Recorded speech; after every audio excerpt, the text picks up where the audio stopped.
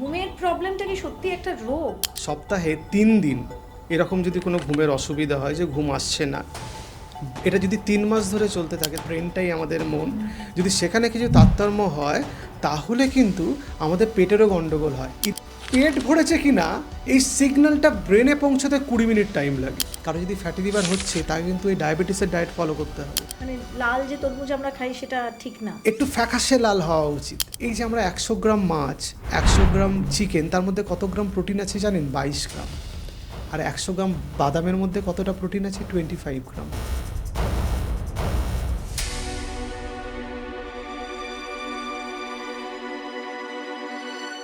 নমস্কার, podcast by রেনেসার আরও একটা এপিসোডে আপনাদের সবাইকে স্বাগত।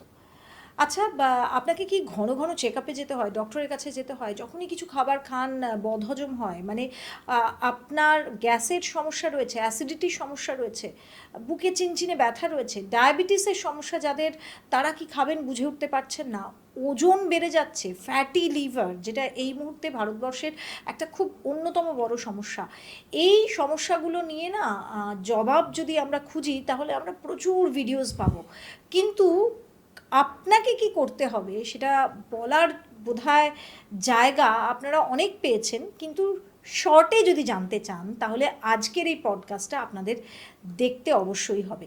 আর আজকের পডকাস্টে বলবার জন্য আমি যাকে এখানে আমন্ত্রণ জানিয়েছি, আমার অত্যন্ত শ্রদ্ধেয় guest doctor S A Mallick, general physician, এবং যিনি অত্যন্ত পরিচিত, রীতিমতো ভাইরাল ডক্টরও আমরা বলতে পারি। স্বাগত ডক্টর আপনাকে। কেমন আছেন? আমি ভালো আছি, আপনি কেমন আছেন? ভালো আছি। চলুন আজকের পডকাস্টটা আমরা শুরু করি, কারণ মানুষ এখন প্রচুর ছোট ছোট সমস্যায় জর্জরিত, কিন্তু তারা বুঝতেই পারে না যে সেটা সমস্যা আসলে। এখন প্রত্যেকের না ঘুমের প্রবলেম, সবাই বলে ঘুম আসছে না, আর মোবাইল দেখা তো হ্যাবিট আছেই। কিন্তু এই ঘুমের প্রবলেমটা কি সত্যি একটা রোগ, নাকি এটা ওই আমরা মোবাইল দেখি বলেই আমাদের ঘুম আসে না? এটা দুটোই। একটা রোগ বটে।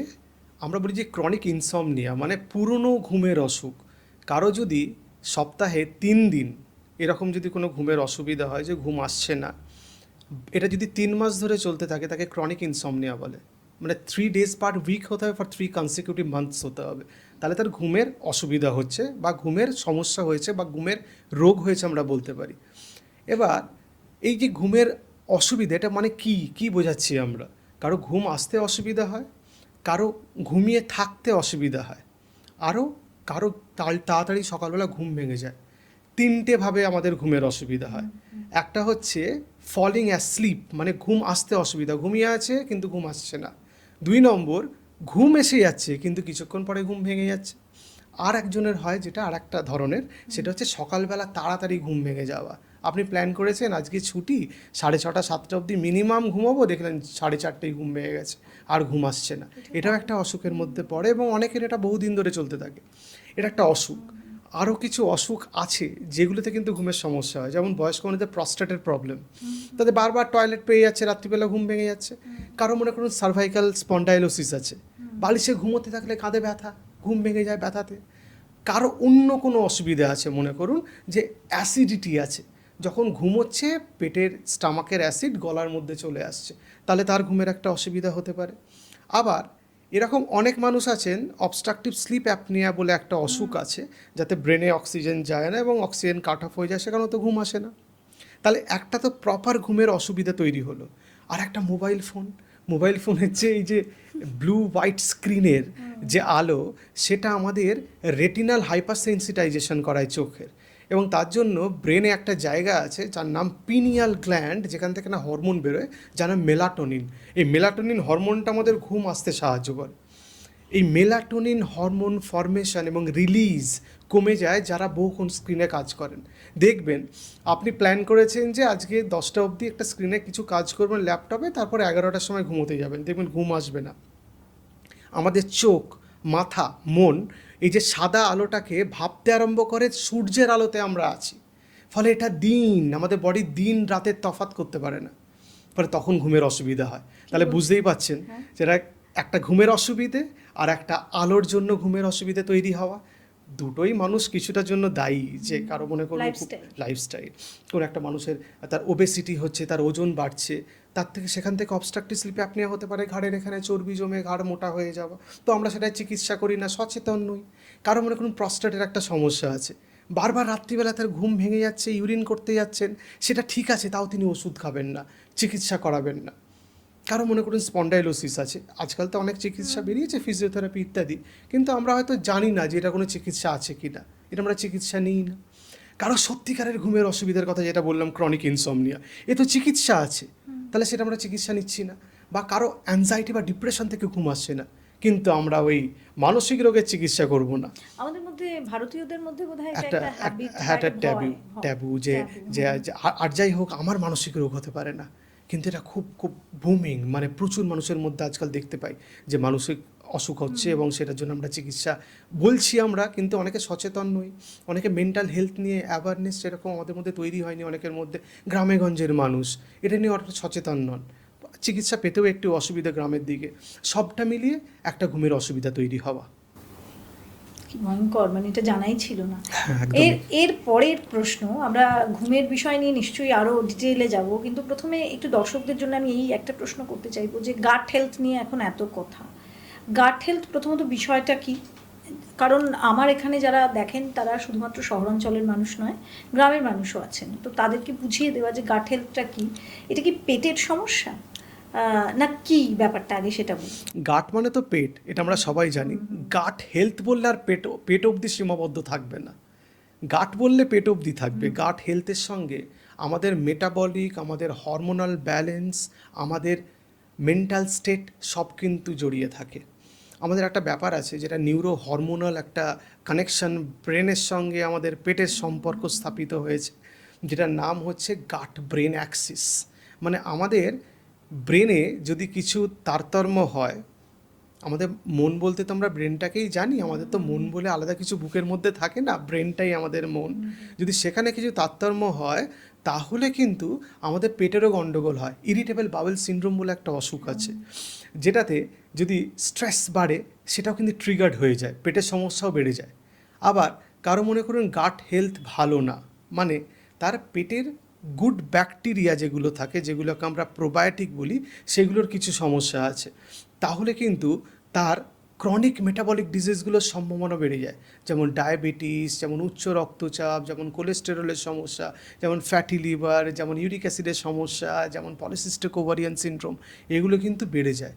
এবং এই যে পেটের যে গুড ব্যাকটেরিয়া, যে প্রোবায়োটিক, এটার খুব গুরুত্বপূর্ণ ভূমিকা আছে আমাদের বডিতে। এই যে গাট হেলথের কথা আমরা বলছি, সেই জন্য এটা না বললেই নয়। এই যে আমরা এই কার্বোহাইড্রেট কিছু খাই, তার মধ্যে কিছু কার্বোহাইড্রেট আছে যেগুলো কমপ্লেক্স কার্বোহাইড্রেট, একটু জটিল, সেগুলোকে হজম করতে একটু অসুবিধে, সেগুলোকে ভাঙতে একটু অসুবিধে। এই যে কমপ্লেক্স কার্বোহাইড্রেটগুলোকে আমাদের পেটের মধ্যে যে গাট ব্যাকটেরিয়াগুলোর কথা বললাম, যে গুড ব্যাকটেরিয়া, তারা ভেঙে দিয়ে কিছু ফ্রি ফ্যাটি অ্যাসিড তৈরি করে, মানে শর্ট চেঞ্জ ফ্যাটি অ্যাসিড তৈরি করে। সেগুলো তার নাম এই অ্যাসিটেট আছে, বিউটারেট আছে, প্রোপায়োনেট, এরকম নাম আছে উদ্ভট, আমরা কেমিস্ট্রিতে বায়োলজিতে ছোটোবেলায় পড়েছি।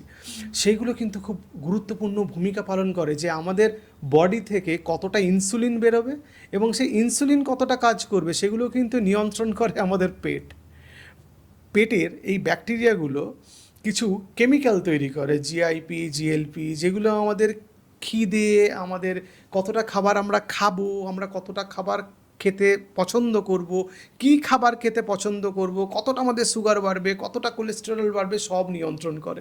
তাহলে গাট আর গাট হেলথ দুটো কিন্তু আলাদা। গাট হেলথ আমাদের পুরো বডি নিয়ন্ত্রণ করে। দেখা গেছে যাদের গাট হেলথ খারাপ, মানে এই ব্যাকটেরিয়াগুলো স্বাস্থ্য খারাপ, পেটের মধ্যে যে গুড ব্যাকটেরিয়াগুলো আছে, প্রোবায়োটিকের হেলথ খারাপ বা তাদের সংখ্যা কম, তাদের কিন্তু মানসিক সমস্যার সম্ভাবনা বেশি। কি বলছেন? হ্যাঁ, তাদের অ্যাংজাইটির সমস্যা বেশি, তাদের সোমাটোফর্ম ডিসঅর্ডার হতে পারে, তাদের ডিপ্রেশনের সম্ভাবনা বেশি। ফলে এটাকে অবহেলা করার মতো মানে একটা বিষয় পেটই না। আসল জিনিস। পেটই আসল, যার বলে না যে যার পেট ভালো তো তার সব ভালো, ব্যাপারটায় পেটের মধ্যেই আমাদের পুরো স্বাস্থ্য লুকিয়ে আছে। একদম, কিন্তু এক একজন দেখা যায় না যে খুব ভালো ডায়েট মেনটেন করেন, কিন্তু তারপরেও তার পেটের সমস্যা, এটা কি জেনেটিক কোনো ব্যাপার আছে? আসলে ভালো ডায়েট মেনটেন করা মানে আমরা কিন্তু সঠিক জানি না যে কী ডায়েটটা হবে। অনেকেই ভাবেন যে আমি ভালো ডায়েট মানে কি, যেমন আমি ছোটোবেলায় খেতে ভালোবাসতাম ভাত, আলু সেদ্ধ, ডাল, ঘি, ডিম ভাজা, এটাকে আমি ভালো ডায়েট বলে মনে করতাম। আমার বাড়িতে আমার মা হাউসওয়াইফ এবং আমার বাবা লয়ার ছিলেন, তো ওনারা এই ডাক্তারি ব্যাপার ভালো বুঝতেন না, এটাকে বেস্ট ফুড বলে আমাদের দিতেন। ছোটোবেলা আমরা বেশ আনন্দ সহকারে খেতাম। পরে দেখলাম আমি যে খাবারটা ছোটোবেলায় খেতাম, ওই খাবারটা কিন্তু অত্যন্ত হেলদি খাবার আমি বলবো না। ভাতের মধ্যে কার্বোহাইড্রেট আছে, যেটা আছে রিফাইন কার্বোহাইড্রেটের মধ্যে পড়ে, যেটা বেশি খেলে আমাদের রক্তের সুগার বাড়বে, আমাদের ইনসুলিন স্পাইক হবে এবং আমাদের ওজন বাড়বে। ডালটা যেটা আমরা খেতাম সেটাই ঘন ডাল খেতাম না, তার মধ্যে প্রচুর জল থাকতো, ফলে যে প্রোটিনটাও যে প্রচুর পরিমাণে পেতাম তা কিন্তু নয়। এখন যেমন আমরা বাড়িতে ডাল রান্না করি, অনেকটা খুব থকথকে ডাল এবং সেদ্ধ টাইপের, যেটা কিছুটা খেলে পেট ভরবে, অনেকটা খেতে হবে না। ডিম ভাজা খেতাম, ডিমটা এত বেশি করে ভাজা হতো, তার আসল গুণাগুণটা কতটা অমলেট বা থাকতো, মামলেট হ্যাঁ এরকম নাম অমলেট, ছিল। হ্যাঁ এবার কতটা সেটা স্বাস্থ্যকর হতো। ঘি, অনেকটা করে ঘি খেতাম, ঘি খাওয়া স্বাস্থ্যকর আমি মানছি, কিন্তু ঘি স্বাস্থ্যকর? হ্যাঁ অল্প ঘি মানুষ খেতেই পারে, ঘি দিয়ে রান্নাও করা যেতে সেটা পারে। কি সবাই খেতে পারে? হ্যাঁ ঘি সবাই খেতে পারে, কিন্তু সেটা পরিমাণ কম হতে হবে।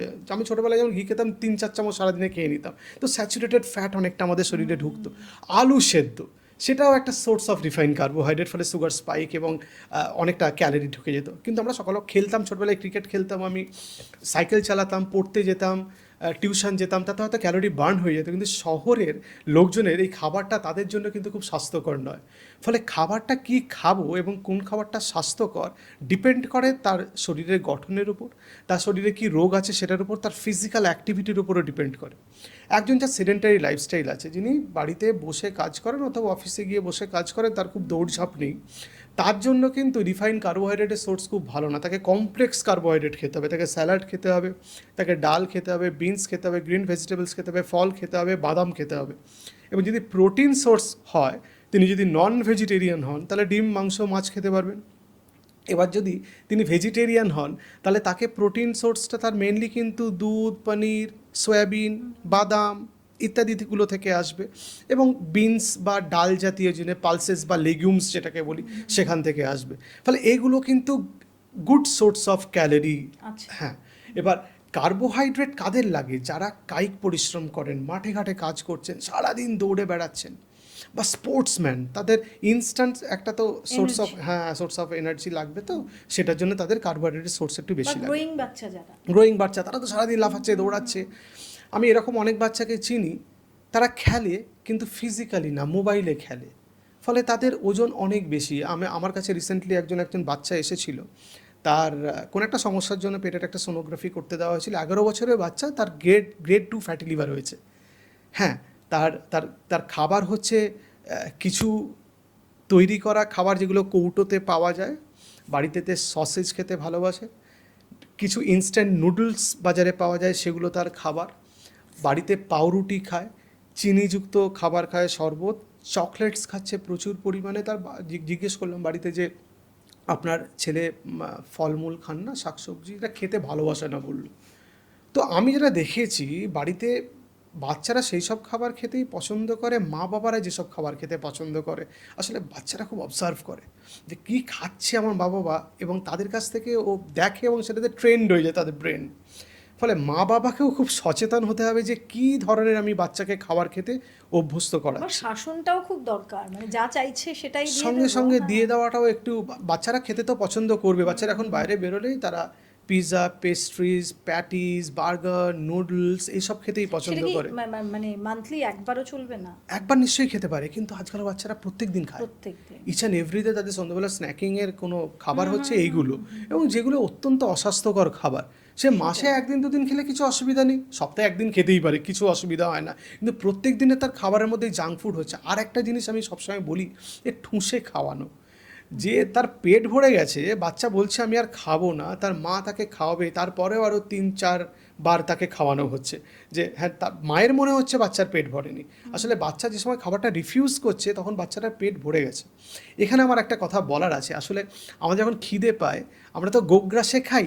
আমার যখন চেম্বার করার পরে খুব খিদে পাই, আমি বাড়িতে গিয়ে গোগ্রাসে খেতে আরম্ভ করে দিই, যত তাড়াতাড়ি খেয়ে নিতে পারবো, যত এনার্জি পাবো। আসলে ব্যাপারটা ভুল, কিন্তু আমাদের পেট ভরেছে কি না এই সিগন্যালটা ব্রেনে পৌঁছতে 20 মিনিট টাইম লাগে।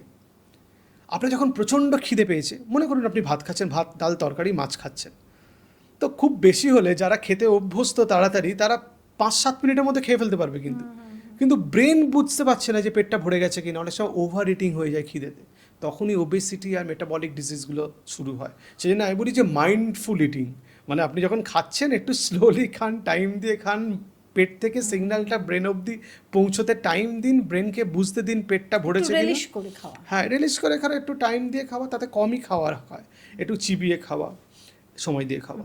আমার এর পরের প্রশ্ন আপনাকে, ফ্যাটি লিভার, যেটা সবাই জানতে চায় যে আমি তো কিছুই খাচ্ছি না কিন্তু তাও ফ্যাটি লিভার, আমি তো ঘরের খাবার খাচ্ছি তাও ফ্যাটি লিভার। এখন অ্যালকোহলিক আর নন অ্যালকোহলিক ফ্যাটি লিভারের মধ্যে দেখা যাচ্ছে ইন্ডিয়াতে নন অ্যালকোহলিক ফ্যাটি লিভারের সংখ্যা অনেক বেশি। নিশ্চয়ই। এটা কেন? আসলে এই যে আমাদের লাইফস্টাইল আর আমাদের খাদ্যাভ্যাস, ফ্যাটি লিভার আগে লোকে ভাবতো যে মদ্যপান করলেই হতো, এবং সেটা নিয়ে লোকের মধ্যে একটা সচেতনতা তৈরি করা হচ্ছিল। পরে অনেকগুলো গবেষণা হলো, তারপরে দেখা গেল যে ডায়াবেটিস থাকলে অথবা ইনসুলিন রেজিস্ট্যান্স থাকলে বডিতে ফ্যাটি লিভার তৈরি হয়। কীভাবে আমি আপনি বুঝিয়ে বলে দিচ্ছি। মনে করুন যে ইনসুলিন যেটা তৈরি হচ্ছে সেটা ঠিকভাবে কাজ করতে পারছে না, মানে বডিতে ইনসুলিন রেজিস্ট্যান্স হয়েছে, সেটা অনেক কারণে হতে পারে। সেটা কিছুটা জেনেটিক কজ হতে পারে, ওবেসিটি হতে পারে, ফ্যামিলি হিস্ট্রি ইত্যাদি হতে পারে। এখন যদি ইনসুলিন কাজ না করতে পারে, মানে ইনসুলিন তার রিসেপ্টারে যদি কাজ না করতে পারে, তাহলে কি হবে? যখন ইনসুলিন কাজ করতে পারে না, তখন বডি বেশি করে ইনসুলিন তৈরি করতে আরম্ভ করে। ইনসুলিন কিন্তু খুব গুরুত্বপূর্ণ একটা, আমি বলি যে চাবি, যে কোষের মধ্যে গ্লুকোজ ঢুকবে কিনা। একটা ইনসুলিন রিসেপ্টর থাকে কোষের বাইরে, এবং চাবিটা তার মধ্যে লাগে, মানে ওই ইনসুলিনটা ওই রিসেপ্টরে লাগলে কিছু দরজা খুলে যায়, তার নাম গ্লুকোজ ট্রান্সপোর্টার। এই গ্লুকোজ ট্রান্সপোর্টারের মধ্যে দিয়ে গ্লুকোজটা কোষের মধ্যে ঢুকতে আরম্ভ করে। যদি কোনো কারণে ইনসুলিন রেজিস্ট্যান্স বাড়ে, ইনসুলিনের পরিমাণ রক্তে বাড়ে, এবং ইনসুলিনের পরিমাণ রক্তে বাড়াকে হাইপার ইনসুলিনেমিয়া বলে। এর কাজ হচ্ছে যে আমাদের শরীরের মধ্যে ফ্যাটি অ্যাসিড তৈরি করা, যে গ্লুকোজটা রক্তের মধ্যে আছে তাকে ফ্যাটে কনভার্ট করা। এই যে ফ্যাটে কনভার্ট করলো, ব্লাড ভেসেলসের মধ্যে রক্তের মধ্যেই ফ্যাটটা বাড়লো, এ কোথায় যাবে? লিভারে নিয়ে যাবে। লিভারে নিয়ে গিয়ে ফ্যাট ডিপোজিশন হলো, এবং এগুলো চলতে থাকে একটা সাইকেলের মতো, ভিসিয়াস সাইকেল। লিভারে আবারও ফ্যাট জমছে এবং আরও ইনসুলিন রেজিস্ট্যান্স বাড়ছে, কারণ liver metabolically active organ. Liver, আমাদের পেশি, আমাদের পেটের মধ্যে চর্বি, যেটাকে ভিসেরাল ফ্যাট বলে, এগুলোকে মেটাবলিক্যালি অ্যাক্টিভ অর্গান। এবং আমরা অনেক পেশেন্টদের দেখি বাইরে দেখতে খুব সুন্দর চেহারা, একদম স্লিম, কিন্তু তার পেটের মধ্যে প্রচুর চর্বি আছে, যেটাকে ভিসেরাল ফ্যাট বলে। এবং একটা টার্ম, একটা কয়েন্ড হয়েছে টফি বলে, TOFI, thin outside and fat inside.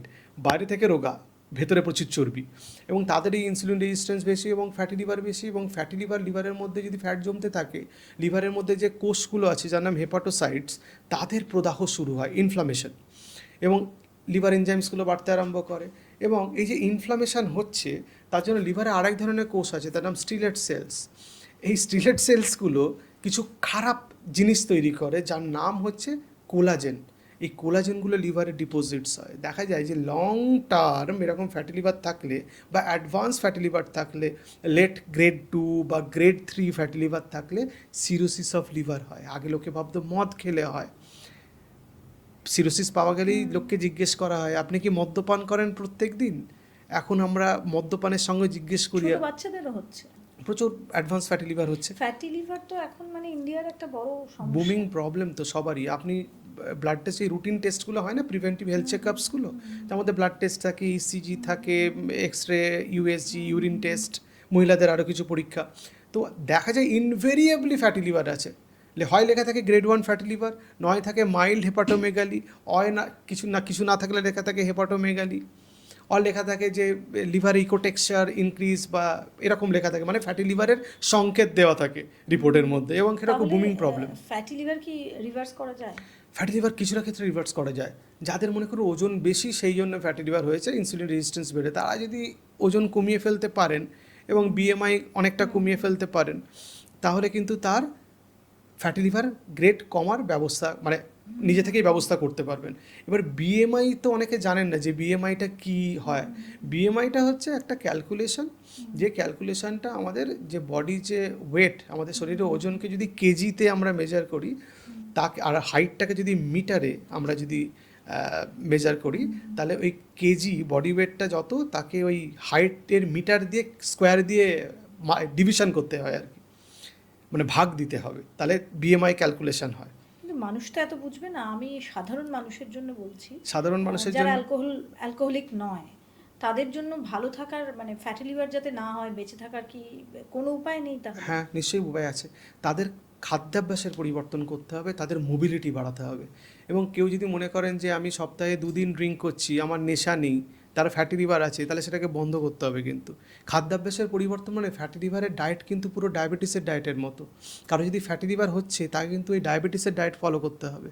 মানে চিনি, গুড়, মিষ্টি, মধু, মিছরি, নকুলদানা, বাতাসা সব বন্ধ করতে হবে। একটুও না? হ্যাঁ, একটু মানে সে সপ্তাহে একদিন হয়তো খেলো টেস্ট চেঞ্জ করার জন্য। আমি এরকম অনেক পেশেন্টকে জানি, চায়ে চিনি খান না কিন্তু রোজ 2টো করে রসগোল্লা খাচ্ছেন, অথবা চিনি খাচ্ছেন না, মিষ্টি খাচ্ছেন না, গুড় খাচ্ছেন গুড় চায়ে, খাচ্ছেন। বা তরকারিতে গুড় ব্যবহার করছেন, বা তরকারিতে বাড়িতে যিনি রান্না করছেন তিনি চিনি দিয়ে দিচ্ছেন, কিন্তু সেক্ষেত্রেও তার প্রবলেম হতে পারে, কারণ শরীরের মধ্যে চিনি ঢুকছে।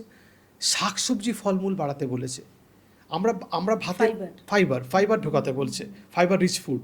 আমরা খাবারটা ভাত এতটা নিই, তরকারিটা অল্প, ওটা উল্টোটা করতে হবে, ভাতটা কমিয়ে ফেলতে হবে, তরকারিটা বেশি খেতে হবে, যে তরকারির মধ্যে আলু থাকবে না, আলু থাকবে না। আলু থাকলেও খুব কম থাকবে, যতটা কম খাওয়া যায়। এবং আমি একটা ভিডিও আমি আগে বানিয়েছিলাম যে রেট্রোগ্রেডেশন, যে ভাতটা রান্না করে 12 ঘন্টা ফ্রিজে রেখে দিন, তাহলে ওর কিছু স্ট্রাকচারাল চেঞ্জ হয় এবং সেটা কিছুটা কমপ্লেক্স কার্বোহাইড্রেটের মতো বিহেভ করে এবং কিছুটা প্রিবায়োটিকের মতো বিহেভ করে। প্রিবায়োটিক মানে যে পেটের যে গুড ব্যাকটেরিয়া, প্রোবায়োটিক তার খাবার, সেটা ফাইবারের মধ্যে থাকে। এবং ফাইবার মানে কি? ফাইবার মানে একটা খাদ্যের উপাদান, এবং সেই উপাদানটা হজম হয় না আমাদের শরীরে, শরীর থেকে বেরিয়ে যায়, কিছুটা তার মধ্যে অংশ আমাদের পেটের যে গাট হেলথ মেনটেন করার জন্য কাজে লাগে। এটাই তো ফাইবার। ফাইবারের 3টে কম্পোনেন্ট আছে। একটা হচ্ছে সলিউবল ফাইবার, যেটা আমাদের অনেক কাজে লাগে ইনসুলিন রেজিস্ট্যান্স এগুলো কমাতে। ইনসলিউবল ফাইবার, যেটা পেট থেকে বেরিয়ে যায় যাতে স্টুল ক্লিয়ার হয়। বলে না যে ফাইবার খাবেন তবে কনস্টিপেশন থেকে ওই ব্যাপারটা কাজ করে। আর হচ্ছে প্রিবায়োটিক। তাহলে খাদ্যাভ্যাসের একটা পরিবর্তন করা, সেটা ফ্যাটি লিভারের একটা ইম্পর্টেন্ট পার্ট হলো। না, আমি যদি আপনাকে বলি যে ফ্যাটি লিভারের জন্য ডায়েট কি সকাল থেকে রাত অবধি চটজলদি 5টা খাবার যেটা খেতেই হবে, আর 5টা খাবার যেটা একেবারেই খাওয়া চলবে না, মানে যারা নন অ্যালকোহলিক। অনেক খাবার আছে এরকম। তবু আমি বলতে চাই যে সকালবেলা ব্রেকফাস্টটা ফল দিয়ে সারাটা ভালো। বা যদি ব্রেড খায় কেউ, অনেকে ব্রেড খাবার তো চল আছে, তাহলে ব্রেডটা যদি মাল্টিগ্রেন করা যায়, একটু খরচ সাপেক্ষ হয় কিন্তু সেটা হেলদি হবে। ব্রেড খাওয়া যায়। হ্যাঁ, অনেকেই কমার্শিয়ালি প্রিপেয়ার্ড টেট্রা প্যাকে পাওয়া জুস খেয়ে অফিসে যাচ্ছেন, যার মধ্যে চিনি মেশানো আছে, ফাইবার নেই। তার ধারণা তিনি কিন্তু ফল খাচ্ছেন, আর আসলে কিন্তু সেটা ফল না, ফলের রস। পুরো ফলটাকে খেতে বলছি, জুসটাকে না। আর তাতে যদি পেট না ভরে, ফল আর টোস্ট খেয়ে পেট ভরলো না, তাহলে ডিম খেয়ে নিন 1টা বা 2টো, পেট ভরে ডিম গেল। খাওয়া যাবে। নিশ্চয়ই খাওয়া যাবে, প্রোটিন তো। রুটি না ভাত ফ্যাটি লিভারের ক্ষেত্রে কোনটা ভালো? ভাত মানে আমি বলছি আমাদের তো বয়েলড রাইস, সেদ্ধ চাল। যদি আপনি বলেন ভাত আর রুটির মধ্যে কোনটা ভালো, দুটোর মধ্যে কোনটা ভালো না, কিন্তু বাঙালিরা কি ভাত খাবে না? নিশ্চয়ই খাবে। অল্প একটু ভাত খাক, তারপরে সবজির পরিমাণটা বাড়িয়ে নিক। কেউ যদি রুটি খেতে ভালোবাসে, তাহলে রুটিটাকে কী করে আর একটু কমপ্লেক্স করে ফেলতে পারা যায় সেটা চেষ্টা করতে হবে। কীভাবে করা যেতে পারে? আমি আটার মধ্যে একটু ওটস মিশিয়ে নিতে পারি, আমি একটু সিড গুঁড়ো করে মিশিয়ে নিতে পারি, বিভিন্ন প্রকার সিডস পাওয়া যায় অ্যাসর্টেড এখন। আমি ওর মধ্যে একটু মিলেটের আটা মিশিয়ে নিতে পারি, রাগি মিশিয়ে নিতে পারি। এখন মাল্টিগ্রেন আটা কিনতে পাওয়া যায়, অনেক কোম্পানি বার করেছে। একটু খরচ বেশি পড়ে, কিন্তু সেটাতে ফাইবার রিচ হয়, তো তার জন্য ফ্যাটি লিভারে কিছুটা হেল্প করে। এটা মোটামুটি ব্রেকফাস্টের একটা মেনু বললাম। এর বাইরে অনেক মেনু বলা যেতে পারে। সুজির উপমা খেতে পারে কেউ চাইলে, সেটাও তো অতটা রিফাইন্ড হলো না, খেতে পারে। বয়েলড ভেজিটেবলস খেতে পারে, চিকেন খেতে পারে, স্টিউ খেতে পারে, স্যুপ খেতে পারে। এতগুলো খাবার আছে। লাঞ্চে তাহলে কী খাবে? লাঞ্চের খাবারটা না, আমি বলি প্ল্যানিংটা বাড়ি থেকে করে নিয়ে যাওয়াটাই ভালো, যদি তার সুযোগ থাকে। অনেকের সুযোগ থাকে না, তিনিই হয়তো বাড়িতে থাকেন, তিনিই ওয়ার্কিং, কখন আর লাঞ্চ বানিয়ে নিয়ে বেরোবেন। যদি সুযোগ থাকে তাহলে লাঞ্চটা বাড়ি থেকে নিয়ে যাওয়া। আপনার যদি পছন্দ হয় ভাত খেতে, ভাত নিয়ে যাবেন, কিন্তু ভাতের পরিমাণটা কম হতে হবে। কতটা? সেটা 1 কাপ হতে পারে, 1.5 কাপ হতে পারে। সবজিটা বেশি করে খান, স্যালাডটা ইনক্লুড করে দিন, ডালটাকে একটু ঘন করুন, মাছটা একটা জায়গায় 2 পিস খান, তাহলে তো পেট ভরে গেল। সন্ধেবেলা স্ন্যাকিংয়ের কথা এলো। এবার খিদে পেয়ে অফিসে যদি খিদে পায়, আপনি যদি প্রিপেয়ার্ড না থাকেন, আপনি রোলের দোকানে যাবেনই বা নুডলসের দোকানে যেতেই হবে, যেটা সস্তাও হবে, মানুষের পকেটেও চাপ পড়বে না, আর তাড়াতাড়ি হয়ে যাবে। সেটা ওই রোল, নুডলস এগুলি লোকে খেতে পছন্দ করবে না, বা যেগুলোতে খুব ইনস্ট্যান্ট তাড়াতাড়ি পেয়ে যাবে, মোমোজ। কিন্তু আমি বলতে চাই যে যদি সন্ধেবেলাটা এরকম হয় যে একটা আপনি পেয়ারা খেয়ে নিলেন বা একটা আপেল খেয়ে নিলেন, বা বাড়ি থেকে আপনি কিছু সিডস নিয়ে গেলেন বা কিছু ড্রাই ফ্রুটস নিয়ে গেলেন, সেটা যদি স্ন্যাকিং হলো। বা ছোলা। ছোলা নিয়ে যেতে পারে, মটর নিয়ে যেতে পারে রোস্টেড, আনসল্টেড। নুন নুন তো আমাদের স্বাস্থ্যের জন্য খারাপ, নুন মেশানো। এবার একটা মানুষ প্রচুর নুন খায়, আমি একজন কাঁচা মানুষকে নুন। চিনি কাঁচা নুন খায়, তরকারির মধ্যে নুন খায়, নুন ভেজে খায়, অ্যাজ ইফ নুনটার খারাপ গুণটা, মানে যে খারাপ করতো সেটা আর ভেজে খেলে হবে না। নুন তো নুন থাকে, নুন ভাজলেও যা, রান্না করলেও তা, কাঁচা খেলেও যা, তার রং যাই হোক না কেন, সৈন্দাব লবণ, কালো লবণ, পিঙ্ক সল্ট, যাই আপনি নাম দিন না কেন, সেটা সোডিয়াম ক্লোরাইড, সেটা নুনই থাকে। সেটা লো সোডিয়াম হতে পারে, কিন্তু সোডিয়াম তো আছে। এবং WHO যে গাইডলাইন আছে যে 5 গ্রামের নিচে সারাদিন নুন খেতে হবে, তা 5 গ্রামের নিচে নুন খেতে হবে। এবার আমি যে খাবার সারাদিনে খাচ্ছি, ঈশ্বর তো সেই খাবারের মধ্যে নুন দিয়ে পাঠিয়েছেন, তাহলে সেই খাবারের মধ্যে তো নুন আমাদের শরীরের মধ্যে ঢুকে যাচ্ছে। আমরা যে সারাদিন খাবার খাই তার মধ্যে নুন না মেশালেও 3.5 গ্রামের মতো নুন শরীরে ঢুকে যাচ্ছে। তাহলে আপনি বাইরে থেকে মাত্র 1.5 গ্রাম মেশানোর সুযোগ পাচ্ছেন, 2 গ্রাম। কিন্তু সেটা তো আমরা তো প্রচুর আমরা খাচ্ছি। আমরা দেখেছি যে অ্যাভারেজ ইন্ডিয়ানসরা প্রায় 2.5 থেকে 3 গুণ নুন খান এক্সট্রা। ওই জন্য হার্ট ডিজিজের সম্ভাবনা এবং উচ্চ রক্তচাপের সম্ভাবনা বেশি। আচ্ছা, সাদা নুন না পিঙ্ক সল্ট? একই জিনিস, দুটোই একই শরীরের জন্য খারাপ, দুটো শরীরের জন্য, কিডনির জন্য, হার্টের জন্য একই রকম খারাপ। এবার কেউ খেতে, আয়োডিন তো সাদা নুনে থাকে এবং সেটা আমাদের জন্য কি ভালো? আয়োডাইজ সল্ট তো কিনতে পাওয়া যায়, কমার্শিয়ালি অ্যাভেলেবেল, সেটা আয়োডিন মেশানো থাকে বলে। কিন্তু এমনি যে নুন বস্তা করে আগে বিক্রি হতো ছোটোবেলায়, আমরা যেটা দেখেছি বস্তা করে এরকম করে সেটা নিয়ে এরকম iodine মেপে থাকতো দিত, তার মধ্যে আয়োডিন থাকতো না। সেটার থেকে কি আয়োডিনযুক্ত নুন ভালো? আয়োডিনযুক্ত নুন ভালো, কিন্তু তার মানে এই নয় যে আয়োডিনযুক্ত নুন খেলে আমার আর থাইরয়েডের প্রবলেম হবে না, বা আয়োডিনযুক্ত নুন আমার হার্টের জন্য ভালো, ব্যাপারটা তা নয়। কিন্তু যার আয়োডিন ডেফিসিয়েন্সির জন্য থাইরয়েডের প্রবলেম হয়েছে তার জন্য আয়োডাইজ নুন ভালো। মানে নর্মালি বেশি পয়সা দিয়ে আয়োডাইজ নুন খাওয়ার কোনো মানে হয় না। প্রয়োজন নেই। এবার ডিনারের প্ল্যানটা বলে দিই। এবার ডিনারটা হচ্ছে ফ্যাটি লিভারের এমন খাবার খেতে হবে যে খাবারটা আপনার ঘুমের অসুবিধা তৈরি করবে না। রাত্রিবেলাতে আমাদের অ্যাক্টিভিটি কম, রাত্রিবেলা কী করি আমরা, ঘুমাই। তা রাত্রিবেলা আমাদের অ্যাক্টিভিটি কম, তাহলে ক্যালোরি বার্ন হওয়ার সম্ভাবনা কম। সেই খাবারটা খেতে হবে যেটা আমাদের ক্যালোরি ইজিলি বার্ন হয়ে যাবে এবং পেটটা আমার ঢাউস করে ফুলে থাকবে না। যাতে অনেক খাবার পেটের মধ্যে থাকলে তো ব্লোটেড হয়ে যাবে, ঘুমের অসুবিধা হবে, পেটে ব্যথা হতে পারে, বদহজম হতে পারে ইত্যাদি। তাহলে রাত্রের খাবারটা মিনিমাম রাখতে হবে। কী খাবার আমরা খেতে পারি? আমরা যদি নিরামিষাশী হই তাহলে হতে পারে আমরা একটা রুটি খেলাম, আমরা একটু সবজি খেলাম। কেউ চিকেন খেতে রাত্রিবেলা পছন্দ করে, হয়তো সারাদিনে খাবারটা ঠিকঠাক হলো না, রাত্রে দুপুরে 2 পিস চিকেন খেয়ে নিন, প্রোটিন তো। এই চিকেনটাকে অনেক তেল দিয়ে, অনেক মশলা দিয়ে রান্না করার কোনো মানে হয় না। আমি যে বলি রাত্রিবেলা আপনার পেটে যতটা জায়গা আছে তার 70% খান, আন্দাজে মাপ করে নিতে হবে। এরকম পেটের মধ্যে কতটা জায়গা আছে সেটা মাপার কোনো যন্ত্র নেই। কিন্তু আপনার খাদ্যের অভ্যাসের উপর, যে কতটা খাবার আপনি একবারে খেতে পারেন তার ওপর নির্ভর করে আপনাকে আন্দাজে পরিমাপ করে সেই পরিমাণ খাবার খেতে হবে। এবং অবশ্যই রাত্রে খাবার খাওয়ার 2 ঘন্টা পরে ঘুমাতে হবে। তার জন্য খাবারের প্ল্যানিংটা সেইভাবে করতে হবে যাতে আপনি 2 ঘন্টা জেগে থাকতে পারেন। এরকম অনেকে অফিস থেকে ফেরেন রাত্রিবেলা 10:30টায়, এসে 11টায় খেয়ে 12টায় ঘুমিয়ে পড়েন, তাহলে অতটা টাইম গ্যাপ পাওয়া গেল না। চেষ্টা করা, যারা সুযোগ পাচ্ছেন, অনেকে পারবেন না। 6টায় খেয়ে নেওয়া কি ভালো? হ্যাঁ, 6টায় খেয়ে নেওয়া ভালো, কিন্তু অনেকে বলে যে খিদে পেয়ে যায় 10টায় ঘুমোতে গেলে। তো তারা যারা 6টায় খেয়ে ফেলছেন, ডিনার করে ফেলছেন, রাত্রে ঘুমোতে যান, খিদে পেয়ে যাচ্ছে, তখন একটা স্যুপ খেয়ে নিন, একটা হাফ বোল স্যুপ, চিকেন স্যুপ হতে পারে, ভেজিটেবল স্যুপ হতে পারে। আমরা স্যুপের অনেক রন্ধন প্রণালী জানি, অনেক রেসিপিস জানি। কোনো একটা স্যুপ খেয়ে নিই। স্যুপের একটা সুবিধা হচ্ছে স্যুপ খেলে আমাদের ক্যালোরি অনেকটা ঢোকে না, জল ঢুকে যায়। তো যেসব দেশে বেশি স্যুপ খায় তারা কিন্তু ভীষণ স্লিম অ্যান্ড থিন। ভিয়েতনামে আমি বেড়াতে গেছিলাম, আমি বলছি ওখানকার মানুষ তো এই নুডলস স্যুপ, এতটা জল, তার মধ্যে দেখাই যাচ্ছে না নুডলস।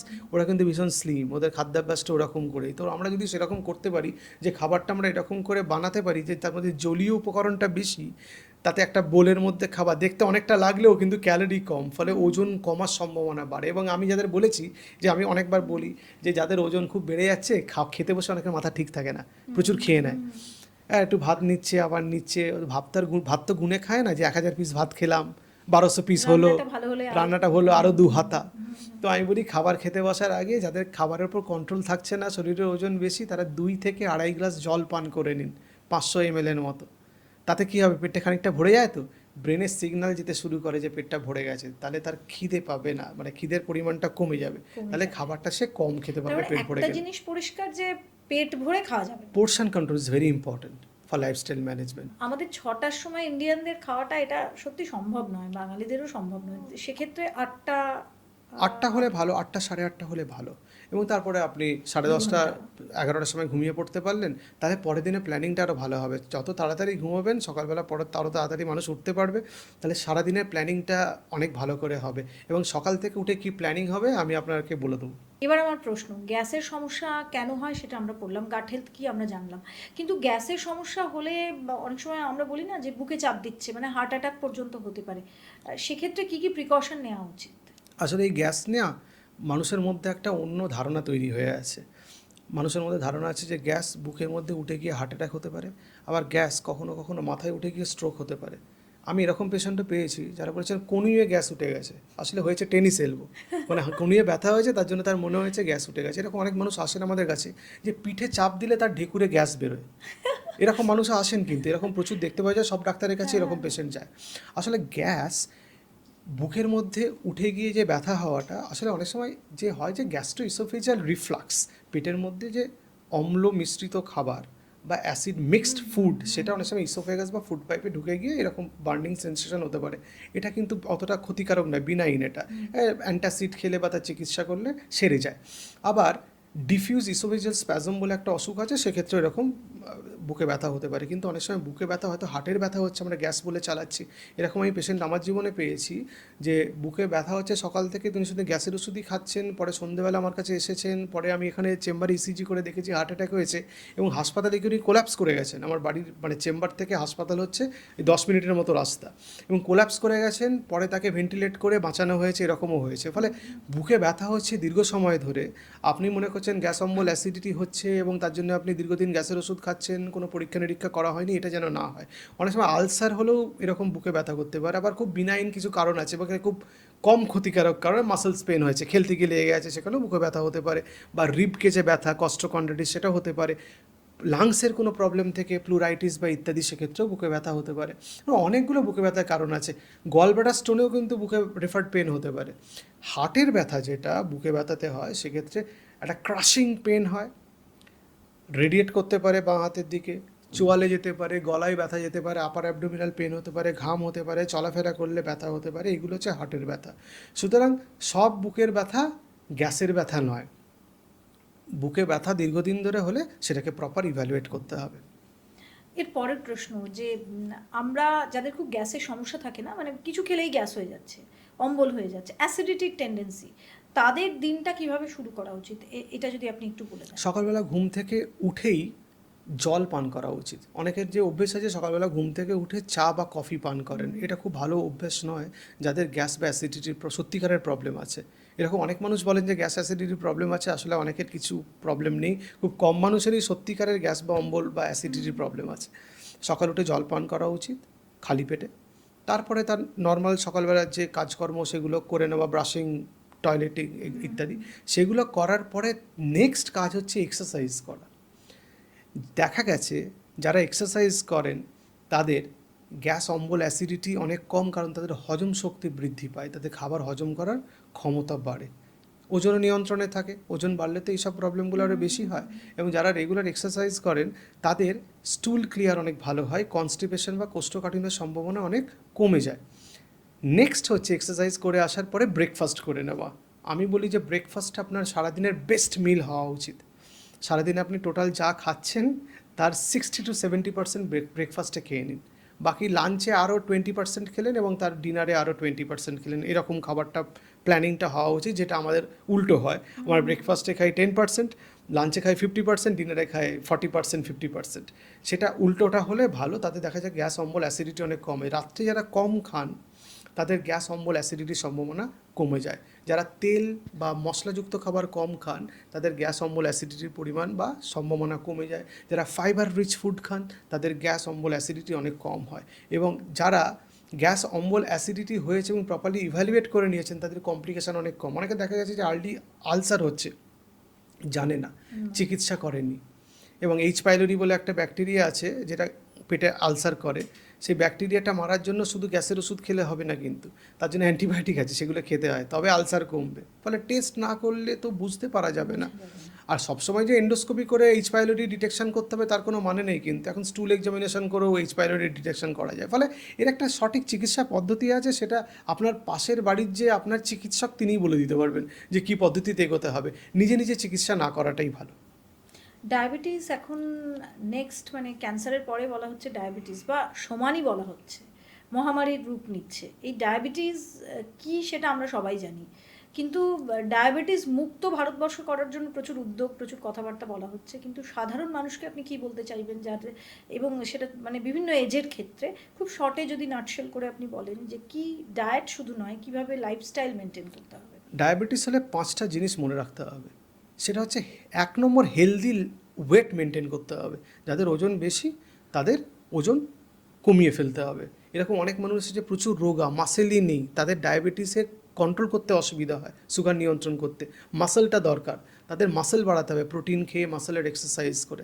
1 নম্বর হচ্ছে হেলদি ওয়েট মেনটেন করা। 2 নম্বর হেলদি ডায়েট, যে ডায়েটের কথা এতক্ষণ ধরে বললাম, ফ্যাটি লিভার আর ডায়াবেটিসের ডায়েট একই রকম, সেই ডায়েট মেনটেন করা। 3 নম্বর রেগুলার ডায়াবেটিসের ওষুধ খাওয়া। অনেকে কী করেন, ওষুধ খেলেন, ডায়াবেটিস কমে গেল, সুগারের লেভেল, ভাবলো সেরে গেছে, সচেতনতা নেই, ওষুধ বন্ধ করে দেয়, আরও সুগার বেড়ে গেল। এই যে সুগার কমে গিয়ে আবার বাড়লো, এতে কিন্তু কিডনি, হার্ট, চোখ, লিভার এগুলোর ক্ষতি হয়, এবং ক্রনিক ইনফ্লামেশন হয়তো বডির মধ্যে, ওটা ফ্রি অক্সিজেন রেডিক্যালস তৈরি হয়, সেগুলো আরও ক্ষতি করে। 4 নম্বর রেগুলার চেক আপসগুলো করা, যে আপনার চোখ খারাপ হচ্ছে না তো ডায়াবেটিস থেকে, কিডনি খারাপ হচ্ছে না তো। সাধারণ একটা চোখের ওই এখন টেকনিশিয়ানরাও করে দিতে পারেন রেটিনা চেক আপ, সেটাতেও হয়ে যায়। একটা ইউরিনের অ্যালবুমিন ক্রিয়াটিনিন রেশিও টেস্ট করলে কিডনি খারাপ হচ্ছে কিনা আমরা বুঝে ফেলতে পারি, একটা ক্রিয়াটিনিন টেস্ট করলে। মানে আমি একটা এক্সাম্পল দিচ্ছি, খুব সাধারণ পরীক্ষা করে আমরা জেনে ফেলতে পারি। আর 5 নম্বর হচ্ছে ঘুমানো। খুব খারাপ যদি ঘুমায়, খুব কম সময়ে যদি ঘুমায়, তাহলে কিন্তু হবে না। খুব ভালো ঘুমাতে হবে ডায়াবেটিস নিয়ন্ত্রণ করার জন্য। কমপক্ষে 7 ঘন্টা ঘুমোতে হবে। দেখা গেছে যারা ভালো ঘুমান তাদের ইনসুলিনের কাউন্টার রেগুলেটরি হরমোন বা স্ট্রেস হরমোন, কর্টিজল, অ্যাড্রিনালিন, এগুলো কম থাকে রক্তে, এবং এগুলো যত কম থাকে তত ইনসুলিন রেজিস্ট্যান্স কমে, মানে ইনসুলিন সেন্সিটিভিটি বাড়ে, তার জন্য ডায়াবেটিস নিয়ন্ত্রণ ভালো হয়। এই 5টা জিনিস যদি আমরা মনে রাখতে পারি, তাহলে আমাদের ডায়াবেটিস নিয়ন্ত্রণ থাকবে অনেক ভালো। মানে সবকিছুর মধ্যে ঘুমটা খুব ভাইটাল, খুব জরুরি, ভীষণ জরুরি ঘুম। ভালো ঘুমায় যারা, ভালো মানে সুখে থাকে, তাদের অনেক সুখে থাকে, এবং দেখা গেছে যে ঘুমটা তো একটা ফ্রি মেডিসিনের মতো, এবং যাদের যত ভালো ঘুম হয় তারা হেলদি লাইফ লিড করতে পারে, তারা ফিজিক্যালি, মেন্টালি এবং সোশ্যালি। মানে আমরা আমরা আমরা বলি আমরা হেলদি কখন আছি, যদি আমাদের শারীরিকভাবে, আমরা মানসিকভাবে এবং সামাজিকভাবে ভালো থাকি। আমি শারীরিক মানসিকভাবে ঠিক আছি, কিন্তু সামাজিকভাবে আমি ভালো নেই, আমার কারোর সঙ্গে যোগাযোগ নেই, আমি লোক দেখলে ভয় পাই, আত্মীয় স্বজনদের সঙ্গে যোগাযোগ নেই, আমার বন্ধু বান্ধব নেই। এগুলো কি স্ট্রেসের কারণ হতে পারে? স্ট্রেসের কারণ হতে পারে ডেফিনেটলি, এবং তার মানে আমি ভালো নেই, আমার স্বাস্থ্য ভালো নেই। আমাদের ফিজিক্যালি, মেন্টালি অ্যান্ড সোশ্যালি 3ভাবেই ভালো থাকতে হবে। এরপরে আমার খুব গুরুত্বপূর্ণ প্রশ্ন, যে আপনি তো বলছেন যে এটা খেতে হবে, ওটা খেতে হবে, কিন্তু কি খাবো, কতটা সেটা পারফেক্ট, মানে কতটা সেটা পেস্টিসাইডসহীন, এটাও একটা ইন্ডিয়াতে বড় প্রশ্ন। এবং মানে এটাই বোধহয় সব থেকে বড় প্রশ্ন, যে আমি যেটা খাচ্ছি সেটা কি ঠিক খাচ্ছি। এই ভয়টা কিন্তু আমার অন্তত মনে ভীষণ কাজ করে, আমার মনে হয় ভিউয়ার্স যারা দেখছে তাদের ক্ষেত্রেও এটা হয়।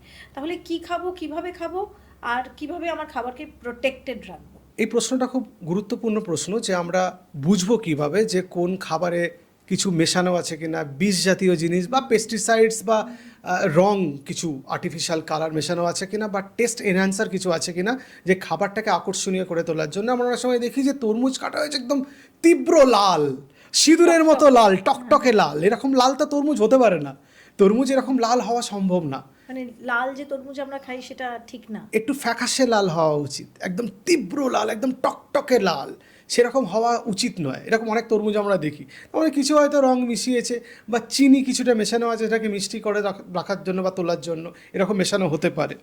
এবার লালের অনেক প্রকারভেদ আছে, হালকা লাল, মাঝারি লাল, গাঢ় লাল, তীব্র লাল। এই তীব্র লাল কোনো ফলের এরকম হতে পারে না, মানে ফলের ভেতরটা এরকম হওয়াটা সম্ভব না। অ্যান্থ্রোসায়ানিন বলে একটা রঞ্জক আছে, পিগমেন্ট, যেটা লাল রং ফলের করে, যে কোনো লাল ফলের মধ্যে থাকে, সেটা বেদানা হতে পারে, সেটা তরমুজ হতে পারে, কিছু জামরুল বাজারে পাওয়া যায় সেটা হতে পারে। এবার আপনি জানবেন কি করে যে সেটার মধ্যে কিছু মেশানো আছে কিনা? যদি দেখা যায় যে কোনো ফলের টেস্ট একটু অন্যরকম লাগছে, মুখে খানিকটা দেওয়ার পর যেরকম নর্মাল স্বাদ হয় তার চেয়ে একটু আলাদা লাগছে, বা একটু কেমিক্যাল টেস্ট লাগছে, বা একটু পাঞ্জেন্ট লাগছে, জ্বালা জ্বালা করছে, তাহলে ওটাকে ডিসকার্ড করা ভালো। যে ফলগুলো আসছে তার সেই ফলগুলো যেগুলো খোসা ছাড়িয়ে খাওয়া যায় সেগুলো খোসা ছাড়িয়ে খাওয়াই ভালো। আমি আগে পেশেন্টদের বলতাম ফাইবার খাওয়ার জন্য আপেল খোসা সমেত খান, পরে দেখলাম সে মোম লাগানো থাকে চকচকে হ্যাঁ, দেখানোর তাই জন্য। তো, তাই। এখন বলি আপনি খোসা ছাড়িয়েই খান বাবা, খোসা সমেত খেতে হবে পেয়ারা না। কি সেফ? পেয়ারাটা তো বিক্রি করার জন্য আলাদা করে, পেয়ারার দাম তো কম, পেয়ারা মানে অতটাও কম না, প্রোডাকশনও বেশি। হ্যাঁ, কিন্তু ওই অতটাই মোম টোম দেওয়ার প্রয়োজন পড়ে না। তবে সেটা একটু দেখে নিতে হয়, আপনি গায়ের মধ্যে হাত বোলালেই বুঝতে পারবেন যে একটা এক্সট্রা লেয়ার আছে কি না, সেটা বোঝানো যায়। এবং যদি আপনার সন্দেহ হয় সেই পেয়ারেরও খোসা ছাড়িয়ে খেতে হবে। এবার যেগুলোর খোসা ছাড়ানো সম্ভব না কিন্তু সেগুলোকে না পচে যায় সেগুলো, বা সেগুলোকে তরতাজা রাখার জন্য কোনো কিছু স্প্রে করা হতে পারে। আঙুর, জামরুল, এগুলোর কিছু স্প্রে করা হতে পারে যেগুলোকে তরতাজা দেখতে হওয়ার জন্য। সেগুলোকে আপনাকে কিছু প্রসেসিং করে খেতে হবে। সেটা কিভাবে করবেন?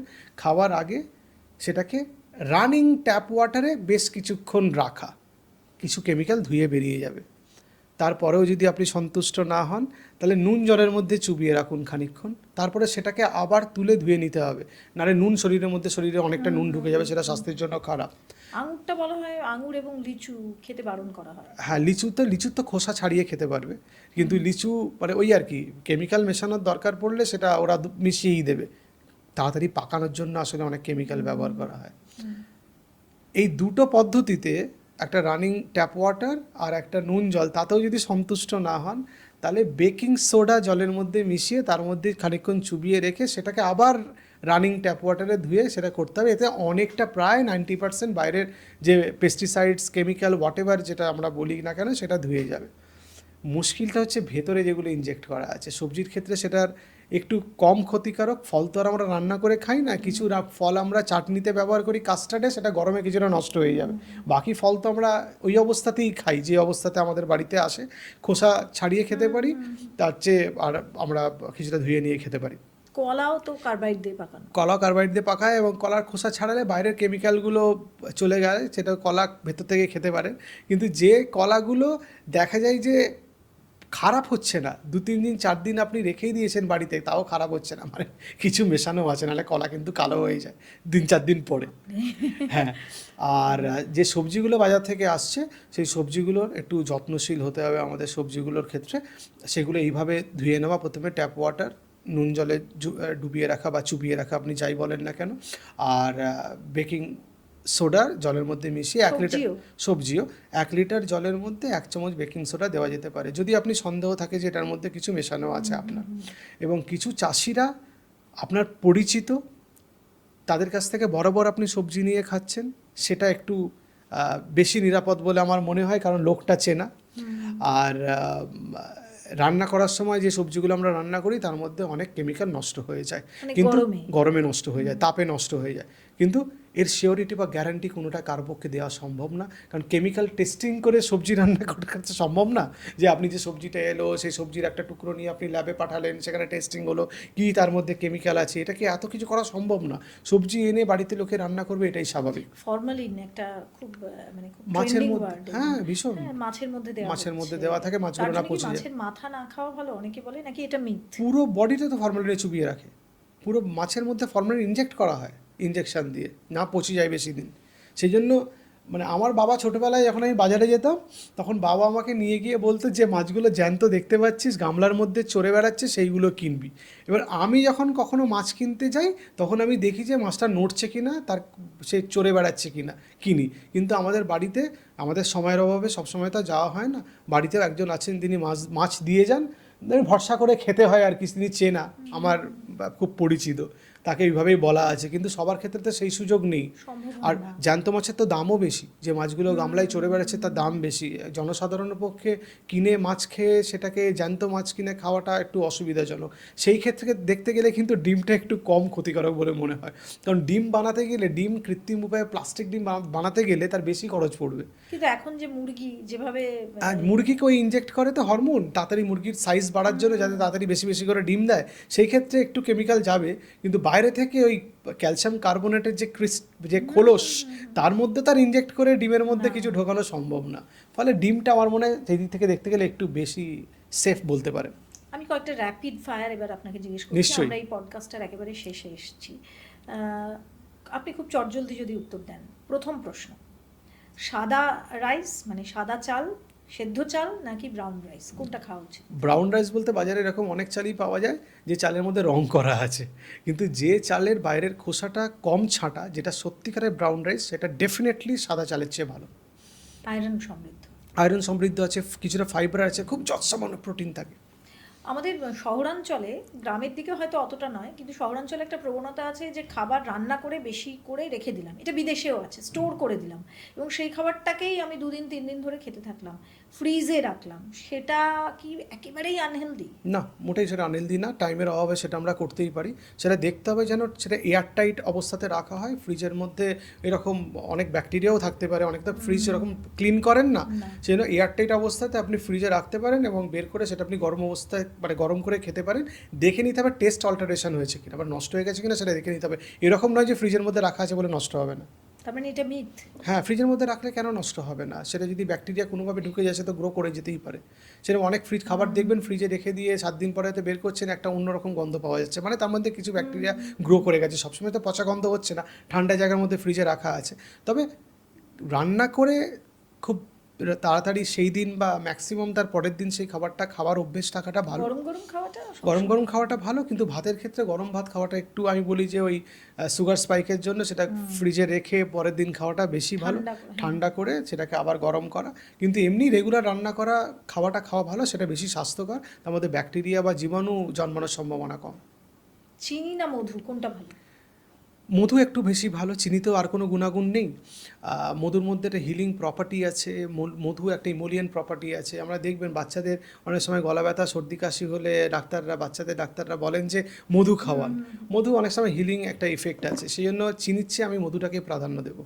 এখন অর্গানিক খাবারের খুব প্রচলন হয়েছে, তো সবার পক্ষে সেটা অ্যাফোর্ড করাও সম্ভব নয়, কিন্তু তাও অর্গানিক চিনি, অর্গানিক খাবার, অর্গানিক সবজি, এগুলো কি অনেক বেশি বেটার এমনি সবজি? হ্যাঁ, ডেফিনেটলি ওই কেমিক্যালগুলো কম থাকে বলে অর্গানিক খাবার কোনগুলো, যে খাবারগুলো বানানোর জন্য, বা যে সবজি বা তরকারি বা যেগুলো ফল, যেগুলো বানানোর সময় হরমোন, কেমিক্যাল, পেস্টিসাইড এবং প্রিজারভেটিভ দেওয়া হয়নি, সেগুলোকে তো আমরা অর্গানিক বলি। তো ডেফিনেটলি সেগুলো হেলথের জন্য তো ভালো হবেই। রাত্রে রুটি, মুড়ি না খই, কোনটা ভালো? রুটিটাকে আমি বলবো বেশি ভালো, যদি সেটা একটু কমপ্লেক্স কার্বোহাইড্রেটে রূপান্তরিত করে ফেলা যায়, মানে তার মধ্যে একটু ফাইবার মিক্স কিছু করে ফেলতে পারা যায়। সেটা ওটস হতে পারে, বাদামের গুঁড়ো হতে পারে, বীজের গুঁড়ো হতে পারে, অথবা কিছু মাল্টিগ্রেন আটা থেকে রুটি। খই, ভাত, মুড়ি, চিড়ে একই জিনিস থেকে তৈরি হয়, তবে মুড়ির চেয়ে চিড়েটা বেশি ভালো, তার গ্লাইসেমিক ইন্ডেক্স একটু কম। খইও ভালো না? ভালো, রুটির থেকে রুটির চেয়ে খারাপ।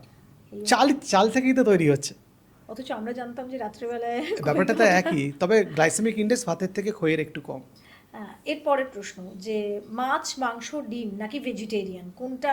এখন সবাই ভেগান হয়ে যাচ্ছে, তো ভেগান নাকি মাছ, মাংস, নন ভেজিটেরিয়ান? দেখুন, আমাদের না, আমরা যখন মানুষ হিসাবে জন্মগ্রহণ করেছিলাম কয়েক মিলিয়ন বছর আগে, তখন আমরা এইসব ভেজিটেবল ডায়েট বা ভেজিটেরিয়ান ডায়েট বা নন ভেজিটেরিয়ান ডায়েট আমরা জানতাম না। মানুষ খেতে হচ্ছে গাছ থেকে ফল পেড়ে আর পশু পাখি মেরে খেত। আপনি যদি দেখেন আমাদের বায়োলজিটা, বাঘের যদি দাঁত দেখেন, বাঘের দাঁতগুলো সব শার্প টিথ থাকে আর কি, মানে ক্যানাইন থাকে, কারণ বাঘ হচ্ছে মাংস খাওয়ার জন্য ওরকম দাঁত। আপনি ছাগলের দাঁত দেখেন, তাদের ফ্ল্যাট টিথ, চারটা, গাছপালা খাওয়ার জন্য। মানুষের যদি দাঁত দেখেন, দেখবেন শার্প টিথ আছে, আবার চ্যাপ্টা দাঁতও আছে, পিছনের দিকে চ্যাপ্টা, সামনের দিকে ক্যানাইন থাকে। মানে মানুষকে ঈশ্বর বলেছে, ইনস্ট্রাক্ট করেছেন যে আপনি প্রোটিন, মাছ, মাংসও খেতে পারেন, আর স্বেচ্ছায় আপনি ভেজিটেরিয়ান ডায়েটও খেতে পারেন। ফলে আমি বলি যে খাবার খেলে কমপ্লেক্স কার্বোহাইড্রেট তার সঙ্গে প্রোটিন মিক্স করে খাওয়া উচিত। এবং যারা নিরামিষাশী তাদের জন্য কোনো চাপ নেই।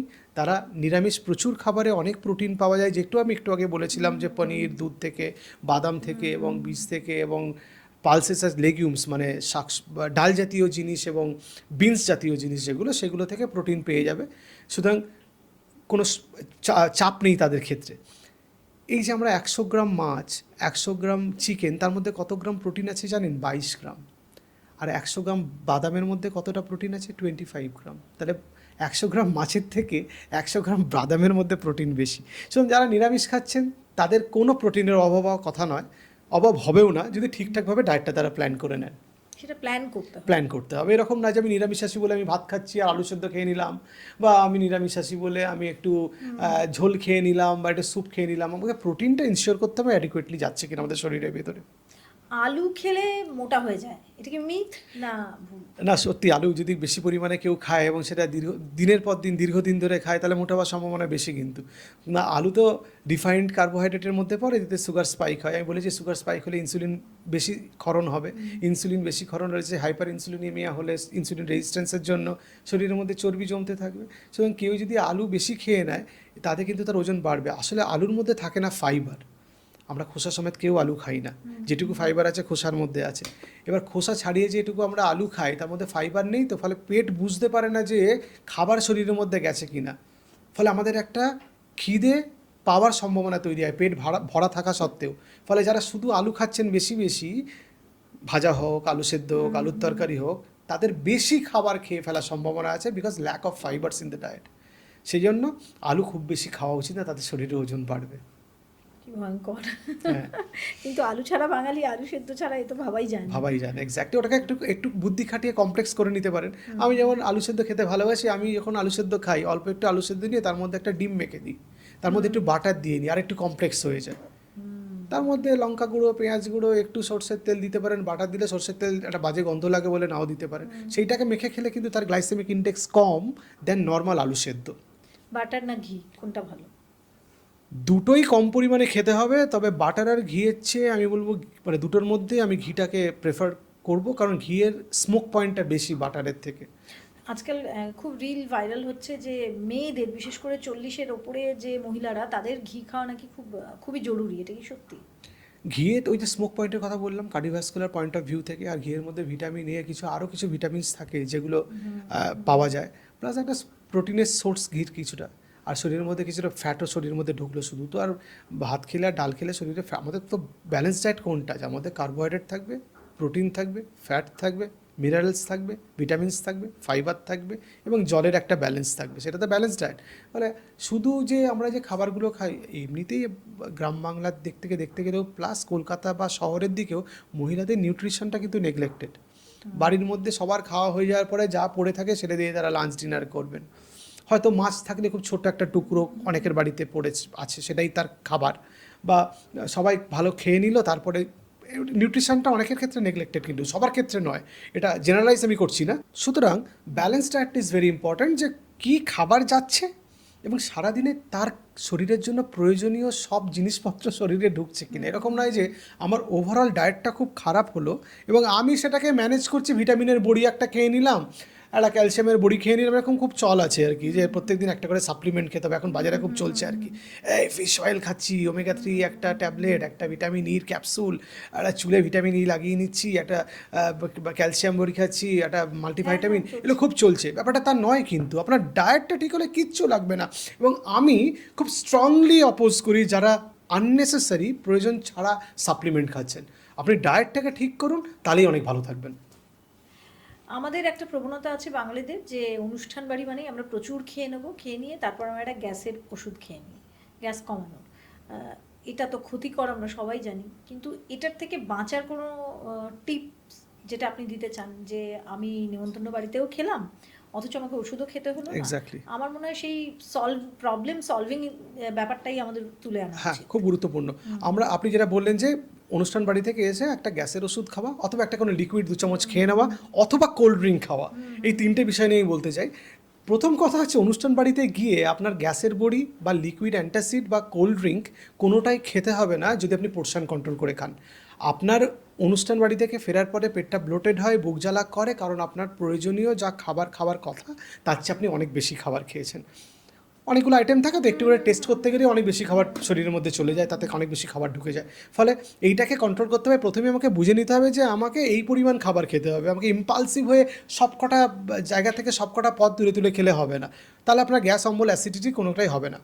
2 নম্বর কথা, যে গ্যাসের ট্যাবলেটগুলো হয় যেটাকে প্রোটন পাম্প ইনহিবিটার বলছি, পিপিআই, সেই ট্যাবলেটগুলো কিন্তু ইনস্ট্যান্টলি কাজ করে না, ফলে ওটা খাবার কোনো গুরুত্ব নেই, অনেকটা দেরিতে কাজ করে, ফলে আপনার ইনস্ট্যান্ট কোনো রিলিফ হবে না। যদি গলাবুক জ্বালা করে খাবার খাবার পরে, তাহলে আপনি 2 চামচ অ্যান্টাসিড খেতে পারেন, বা অ্যান্টাসিড বড়ি কিনতে পাওয়া যায় আজকাল পিঙ্ক কালারের বা হলুদ রঙের, সেটা চিবিয়ে খেতে পারেন কিছুটা রিলিফ পাওয়ার জন্য, কিন্তু পোর্শন কন্ট্রোল করে খেলে সেটাও হবে না। আর এই কোল্ড ড্রিঙ্ক খাওয়া, এটাকে আমি ঘৃণা করি। তার কারণ হচ্ছে কোল্ড ড্রিঙ্ক কোনোভাবে গ্যাস অম্বল অ্যাসিডিটি কমায় না। কোল্ড ড্রিঙ্কের মধ্যে কী আছে? জল আছে, কার্বন ডাইঅক্সাইড আছে, চিনি আছে, কালার আছে, আর ফ্লেভারিং এজেন্ট আছে ফ্লেভার বাড়ানোর জন্য। জল খাচ্ছেন আরও পেটটা ফুলে যাবে, বেশি বেশি জল ঢুকে যাচ্ছে। কালারগুলো কিডনির ক্ষতি করে, প্লাস লোয়ার ইসোফেজিয়াল স্ফিংটার বলে একটা স্ফিংটার আছে, সেটাকে খুলে দেয়, আরও অ্যাসিডিটির সম্ভাবনা বেড়ে যায়। চিনি ওই এলিএস মানে লোয়ার ইসোফেজিয়াল স্ফিংটারটাকে ল্যাক্স করে দেয়। ফ্লেভার, তার কোনো গুরুত্ব নেই অম্বল অ্যাসিডিটি কমানোর। এই কার্বন ডাইঅক্সাইড পেটের মধ্যে গিয়ে আরও ব্লোটেড তৈরি করে, পেটে মানে আরও ব্লোটিং হয়। ফলে কোল্ড ড্রিঙ্কে কোনোভাবে গ্যাস অম্বল অ্যাসিডিটি কমে না। সেটাকে ফিল করি যে আমরা মনে হয় বেটার ফিল করছি, গ্যাসটা বেরিয়ে যাচ্ছে। আসলে গ্যাসটা বেরোচ্ছে না, আপনার পেটের গ্যাস এক পেটেই আছে, ওই কোল্ড ড্রিঙ্কের মধ্যে যে গ্যাস ছিল সেটা বেরোচ্ছে। ফলে এটা কোনো জাস্টিফিকেশন নেই। এবার একদম আমার শেষ প্রশ্ন, যে একজন ডক্টর হিসাবে একটা সুস্থ জীবন পেশেন্টের শুধু নয়, সাধারণ মানুষের হোক, এটা আপনি চান। সেক্ষেত্রে এমন কিছু টিপস আপনি দিতে চান কি, যেখানে মানুষ ভালো থাকতে পারে, এবং এমন 3টে জিনিস আমাদের সারা দিনে করা উচিত যেটার থেকে আমরা ভালো থাকতে পারবো? যদি এই আপনার দ্বিতীয় প্রশ্নের উত্তরটা আমি প্রথমে দিই, কী 3টে জিনিস আমরা করলে ভালো থাকবো। 1 নম্বর, রেগুলার ফিজিক্যাল এক্সারসাইজ, যে অবস্থাতেই থাকুন না কেন। আমি যারা বলি, যারা হুইল চেয়ারেও ঘুরছেন, তাকেও আমি বসে বসে এক্সারসাইজ করতে বলি, হাত পা নাড়াতে বলি, সেটাতে ভালো থাকা যায়। 2 নম্বর, আপনার ডায়েটটা কি হচ্ছে। আমি যে এতক্ষণ ডায়েট নিয়ে এত কথা বললাম, সেইটা আপনি ফলো করছেন কি না, নাকি আপনি সেই বাইরের খাবার, জাঙ্ক ফুড, এগুলোর ওপর বেশি ভরসা করছেন। বাড়ির খাবার খান, ফাইবার রিচ খাবার খান, প্রোটিন খাবার মধ্যে ইনক্লুড করুন, এটাকে আমি বলি। আর 3 নম্বর, ঘুম এনশিওর করুন। প্লিজ আমি সবাইকে বলতে চাই যে ঘুম বাদ দিয়ে কাজ করবেন না। ঘুম কম্প্রোমাইজ করে কাজ করে বেশি অর্থ উপার্জন করতে যাওয়া মানে সেই অর্জিত বেশি অর্থ আপনার স্বাস্থ্যের জন্যই ব্যয় হয়ে যাবে। এবার কিভাবে আমরা ভালো থাকবো সেটা আমি একটু বলে দিই ছোট করে। এই 3টে পয়েন্ট খুব ইম্পর্টেন্ট, যে রেগুলার এক্সারসাইজ এবং ডায়েট এবং আমার ঘুম, এই 3টে তো হলো। তার বাইরে আরও 3টে পয়েন্ট বলতে পারি, যে 3টে পয়েন্ট আপনাকে ফলো করতেই হবে। 1 নম্বর হচ্ছে, একটা নির্দিষ্ট বয়সের পরে regular health checkups, preventive health চেকআপসগুলো, সেটা ব্লাড হতে পারে, হার্টের চেকআপ হতে পারে, লিভারের চেকআপ, কিডনি, তার ফ্যাটি লিভার হচ্ছে কিনা, এগুলো খুব গুরুত্বপূর্ণ, এটা আমাদের করতে হবে। 2 নম্বর, সোশ্যালাইজ করতে বলি, বন্ধুবান্ধবদের সঙ্গে টাইম কাটান, আত্মীয় স্বজনদের সঙ্গে টাইম কাটান, যে কিছুটা আপনার নিজের রিল্যাক্সেশন দরকার, সেটা না হলে হ্যাপি হরমোনসটা বেরোনোর দরকার, লোকের সঙ্গে যোগাযোগ রাখুন, তাতে নিজের ভালো থাকবে। হ্যাঁ, আড্ডা দেওয়া হয় না সেরকম আড্ডা, যে এখন আড্ডা মানে হচ্ছে অ্যালকোহল খেয়ে আড্ডা দিতে হবে, জাঙ্ক ফুড খেয়ে আড্ডা দিতে হবে, সেরকম আড্ডাটা গুরুত্বপূর্ণ নয়। আর 3 নম্বর হচ্ছে, না বলতে শিখুন। এমন কাজ করতে আপনাকে বলা হচ্ছে যে কাজ করতে আপনি পছন্দ করছেন না, সেটা আপনার স্ট্রেস বাড়িয়ে দিতে পারে, সেজন্য না বলাটা অভ্যেস করতে হবে। কিন্তু অনেকে না বলতে পারেন না, তার কাজ হয়ে গেছে, এবার বাড়িতে বিশ্রাম করতে যাওয়ার সময় অফিসার বস বললে এই কাজটা করে দিতে, সে না বলতে পারে না, তাকেই করতে হচ্ছে। অথচ অনেক লোক আছে যারা ফ্রি ছিল, তারা কাজটা করতে পারতো, কিন্তু যেহেতু না বলতে পারে না, তাদের কাছে অ্যাপ্রোচ করা হয় যারা না বলতে পারে না। এই না বলাটা অভ্যেস করতে হবে, আপনার হেলথের জন্য, আপনার মানসিক স্বাস্থ্যের জন্য এবং আপনার পরিবারের জন্য। এই আমার টিপস। একদম। এবং এই কথাটা যে কতটা কার্যকরী, আমার আজকের এই প্ল্যাটফর্মে আমরা এখানে কথা বলছি, এটা খুব একটা সময় না বলতে শিখেছিলাম। মানে আমার মনে হয়েছিল যে মেন স্ট্রিম মিডিয়া থেকে এত হেকটিক এবং মানে এটার হয়তো দরকারও নেই। তখন আমার মনে হলো যে হ্যাঁ, জীবনের শান্তিটা অনেক বেশি দরকার, আমার ঘুমোনো দরকার, আমার হেলথের প্রতি কেয়ার দরকার, আমার হ্যাপি হরমোন দরকার। আর দর্শকদের বলি যে এই পডকাস্টটা যদি আপনাদের ভালো লাগে, তাহলে প্রত্যেক দিন যেটা বলি, লাইক, শেয়ার আর কমেন্ট করতে ভুলবেন না।